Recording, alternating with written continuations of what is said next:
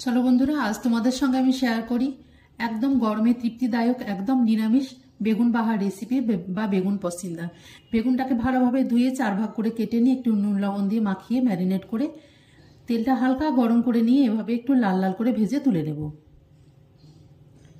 তো বেগুনটাকে ঢাকা দিয়ে একদমই ভাজা যাবে না, তাহলে কিন্তু নরম হয়ে যাবে। ওই তেলের মধ্যে দিয়ে দিলাম কালো জিরে ফোড়ন এবং সামান্য পরিমাণে হলুদ। তারপর এখানে নিয়ে নিয়েছি কাঁচা লঙ্কা এবং সাদা সর্ষে, আপনাদের কাছে কালো সর্ষে থাকলে সেটাও নেবেন। আর নিয়েছি 2 চামচ পোস্ত।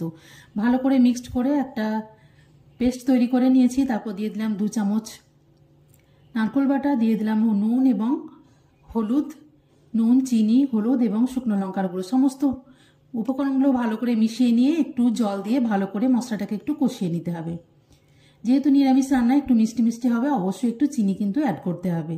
তারপরে ভালো করে এটা অপেক্ষা করতে হবে যেন একটা তেলটা ছেড়ে আসে। তেল ছেড়ে আসলেই কিন্তু এখানে আমি প্রয়োজন মতো একটু জল দেব।